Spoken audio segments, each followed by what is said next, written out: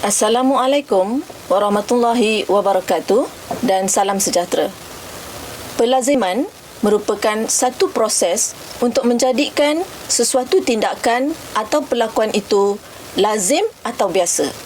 Dalam konteks pendekatan bertema, pelaziman bermaksud proses mengaplikasi pendekatan bertema dalam PDP agar guru menjadi biasa menggunakannya, mengamalkannya dalam PDP dan akhirnya berupaya membudayakan pendekatan bertema. Pelaziman pendekatan bertema ini dilaksanakan secara rintis di 356 buah sekolah termasuk sekolah swasta yang menggunakan kurikulum kebangsaan. Pendekatan bertema telah mendapat perhatian KPM kerana kekuatannya dalam menghasilkan pembelajaran bermakna, iaitu apabila murid boleh membuat perkaitan tentang apa yang dipelajari dengan pelbagai disiplin ilmu dan dengan pengalaman sebenar mereka dalam kehidupan harian.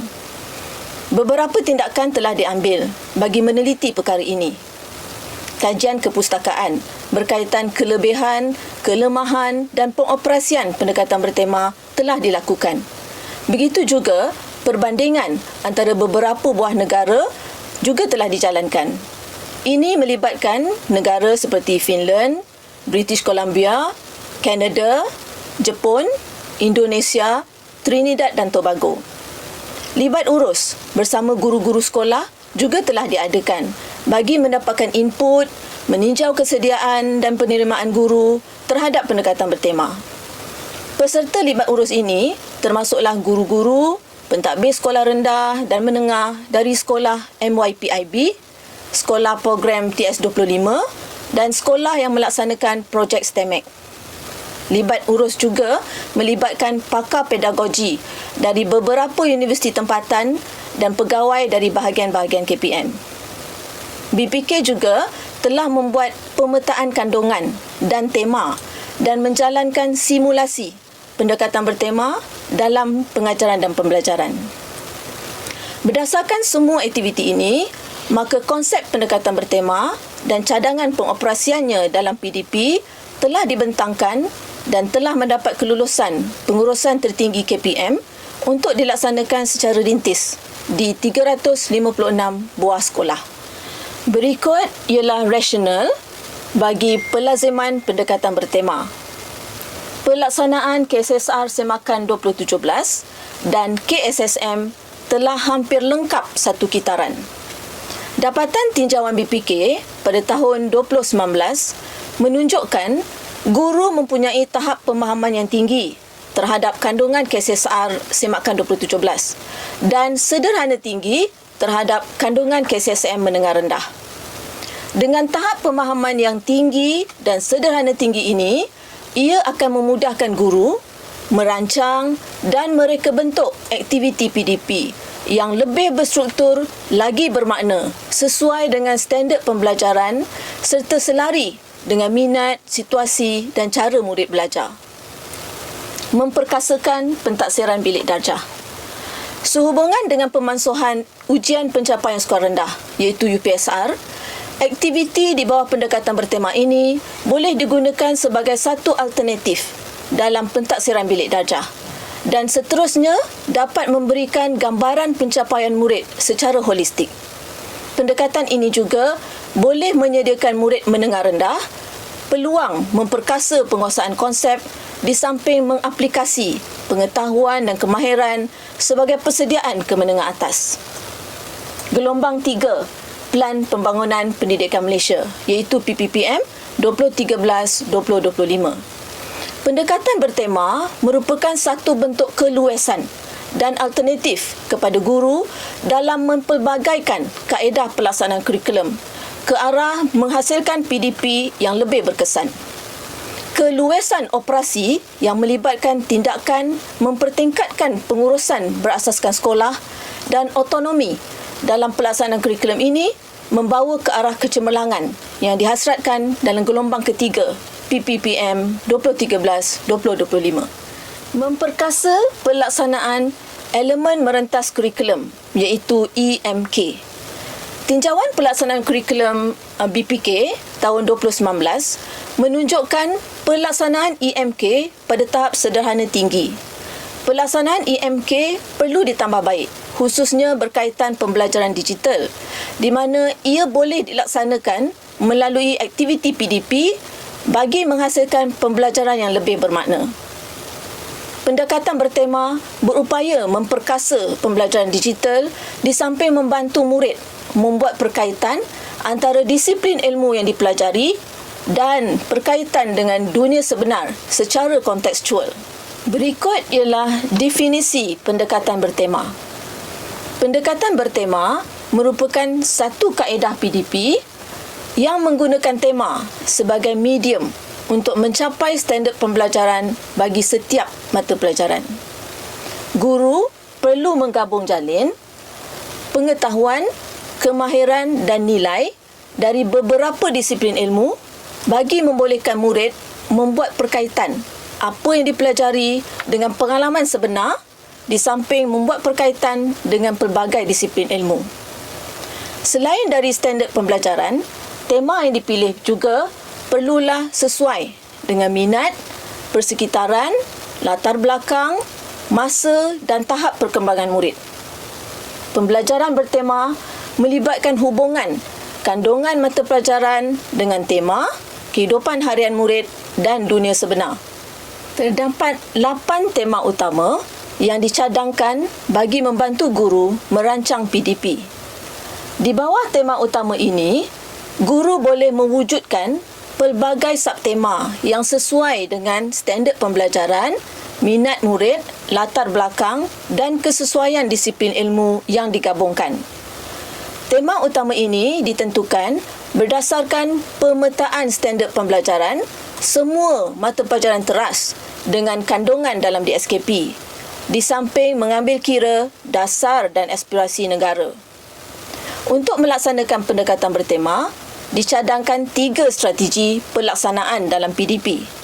Strategi 1, subtema berbeza melalui beberapa mata pelajaran. Strategi 2, subtema yang sama melalui beberapa mata pelajaran. Dan strategi 3, projek melalui pendekatan bertema. Ini ialah contoh bagi strategi 1. Mata pelajaran yang terlibat dengan tema ini menggunakan subtema berbeza di bawah tema utama yang sama. Contoh, tema utama ialah alam sekitar. Terdapat 4 mata pelajaran yang menggunakan tema ini, iaitu Bahasa Melayu, Sains, Bahasa Inggeris dan Pendidikan Moral. Semua mata pelajaran ini mempunyai standard pembelajaran masing-masing dan mereka menggunakan subtema berbeza bagi setiap mata pelajaran. PDP dilaksanakan dalam mata pelajaran masing-masing. Pengajaran guru adalah untuk mencapai standard pembelajaran tetapi menggunakan subtema sebagai medium bagi mencapai standard pembelajaran tersebut. Guru perlu merancang bagi menyediakan ruang untuk murid membuat hubung kait dengan kehidupan sebenar atau dengan disiplin ilmu mata pelajaran yang lain. Hubung kait ini boleh dicapai melalui aktiviti PDP menggunakan fokus yang sama. Misalnya, fokus kepada tanggungjawab manusia terhadap kelestarian alam. Bagi menggalakkan pembelajaran digital pula, maka aktiviti PDP yang dirancang perlulah secara digital atau jika ada kekangan, maka guru perlu merancang dengan melibatkan pelbagai media yang sesuai dengan fasiliti murid atau sekolah. Pentaksiran dijalankan dalam setiap mata pelajaran mengikut aktiviti masing-masing. Bagi memastikan kaedah pentaksiran yang sesuai digunakan, maka guru dinasihatkan untuk merancang pentaksiran bersekali dengan perancangan aktiviti PDP bertema. Bagi strategi 2 pula, terdapat beberapa mata pelajaran akan menggunakan tema dan subtema yang sama untuk menyampaikan PDP masing-masing. Subtema haruslah sesuai dengan standard pembelajaran yang hendak dicapai. Contoh yang diberikan di sini ialah penggunaan subtema haiwan di bawah tema utama alam sekitar. Terdapat 6 mata pelajaran yang menggunakan subtema ini. Strategi dua ini didapati lebih mudah bagi murid membuat perkaitan antara pelbagai disiplin ilmu tadi.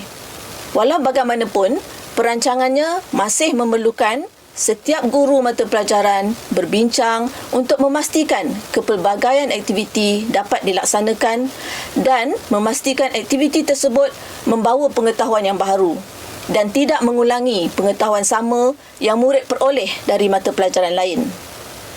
Bagi strategi 3 pula, ia menggunakan subtema yang sama, tetapi aktiviti pembelajarannya ialah berasaskan projek. Integrasi beberapa mata pelajaran tersebut menghasilkan satu projek yang dilaksanakan secara berkumpulan. Guru perlu memikirkan pernyataan masalah yang sesuai dengan standard pembelajaran dan pengalaman atau persekitaran murid. Contoh di sini melibatkan mata pelajaran bidang bahasa, sains dan pendidikan moral. Ketiga-tiga mata pelajaran ini mempunyai standard pembelajaran masing-masing, tetapi boleh dicapai melalui satu projek yang sama. Contohnya, bagi menyelesaikan masalah gangguan bekalan air, dan projeknya ialah menghasilkan kertas kerja atau kertas cadangan penyelesaian masalah gangguan air. Setiap mata pelajaran yang terlibat akan memberi fokus kepada standard pembelajaran yang hendak dicapai melalui aktiviti yang sesuai dan hasil akhirnya dimasukkan ke dalam kertas kerja tersebut. Guru perlu berbincang bagi menentukan bilangan mata pelajaran yang terlibat dalam sesuatu projek. Projek dilaksanakan secara berkumpulan dan pembentangan hasil kerja murid boleh dilakukan secara digital atau bukan digital dari pelbagai media. Guru mata pelajaran yang terlibat hendaklah berbincang untuk menyediakan rubrik pentaksiran projek secara keseluruhan. Aktiviti yang lazimnya digunakan dalam PDP sedia ada boleh diteruskan di bawah satu-satu tema. Terdapat 12 aktiviti yang dinyatakan sebagai contoh di sini, iaitu nyanyian, projek, bermain, menyelesaikan masalah, main peranan, berdebat, menjalankan penyiasatan iaitu dengan kaedah inquiry, mengadakan lawatan, berlakon, membuat simulasi, bercerita dan kuis. Aktiviti ini akan jadi lebih menarik dan menyeronokkan apabila murid boleh membuat perkaitan apa yang mereka pelajari dengan tema, pengalaman, kehidupan harian mereka dan bidang ilmu dalam mata pelajaran lain. Pengalaman PDP dengan norma baharu yang menggunakan teknologi mengajar dan belajar secara dalam talian menunjukkan hampir semua aktiviti ini boleh dilaksanakan secara maya, iaitu secara dalam talian. Penggunaan teknologi dan pelbagai media memberi peluang kepada murid meningkatkan keupayaan mereka dalam pembelajaran digital dan seterusnya melahirkan murid yang fasih digital di samping menguasai kandungan mata pelajaran masing-masing. Ini merupakan contoh aktiviti yang boleh dilakukan secara digital atau bukan digital di bawah subtema yang sama bagi mencapai standard pembelajaran berdasarkan DSKP mata pelajaran masing-masing. Contoh ini melibatkan murid tahun 1 dengan tema utama ialah alam sekitar dan integrasi 5 mata pelajaran iaitu bahasa Melayu, matematik, bahasa Inggeris, pendidikan moral dan sains di bawah subtema yang sama iaitu haiwan. Contoh, bahasa Melayu menggunakan aktiviti bercerita, kisah arnab dan kura-kura bagi mengajar ayat seruan. Murid boleh mempersembahkan cerita arnab dan kura-kura versi mereka sendiri menggunakan pelbagai media dan teknologi seperti rakaman video, rakaman suara, lukisan komik dan sebagainya. Matematik pula menggunakan aktiviti bermain. Bermain dam ular bagi mengajar nombor bulat 1 hingga 100 dengan menggunakan gambar-gambar haiwan dalam kotak dam.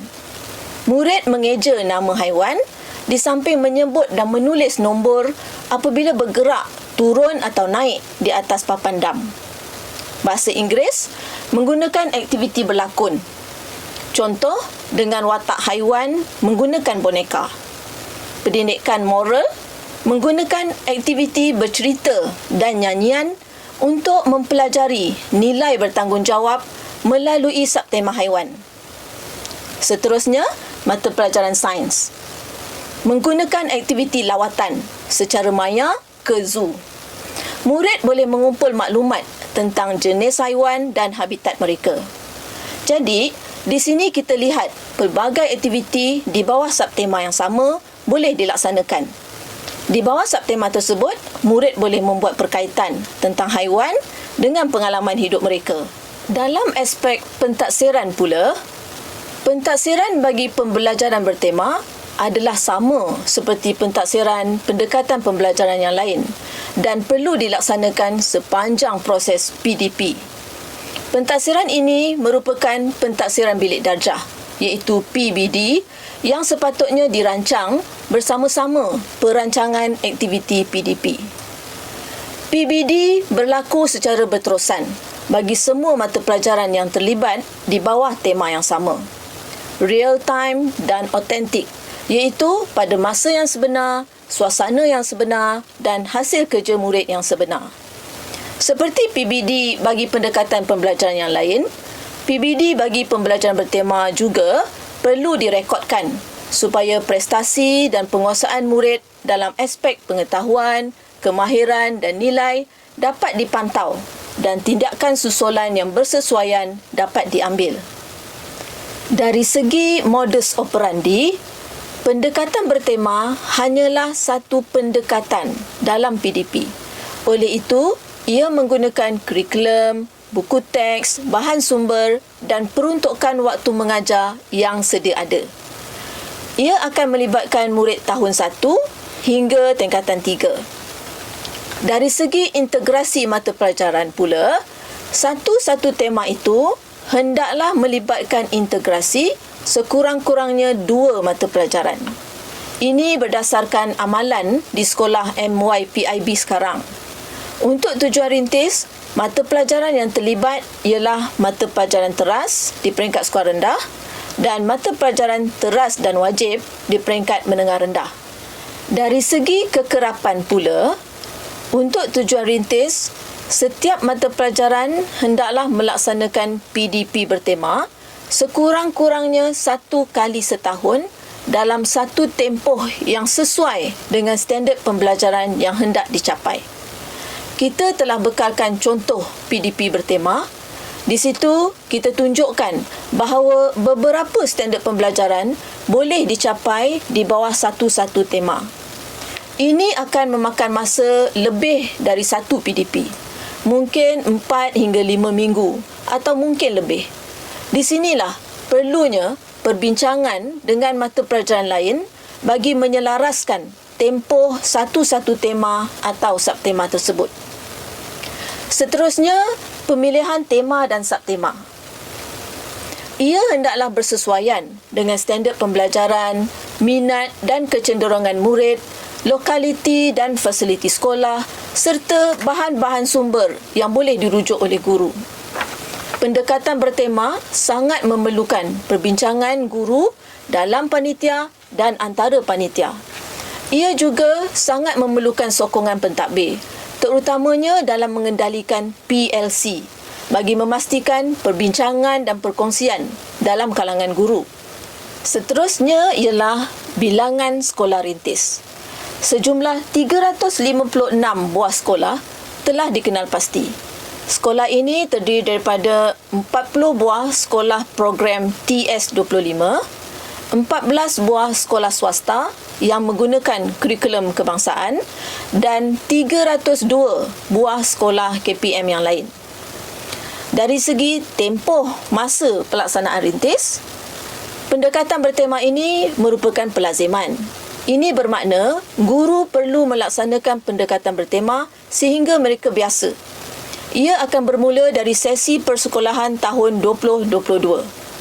Manakala pengumpulan data rintis pula akan dilakukan sebanyak 2 kali, iaitu pada bulan Jun dan September tahun 2022. Walaupun data telah dikutip, Guru masih perlu meneruskan pendekatan bertema hingga menjadi amalan dalam PDP mereka. Sekolah rintis ini diharap dapat menjadi contoh kepada sekolah-sekolah lain apabila semua sekolah melaksanakan pendekatan bertema pada tahun 2023 nanti.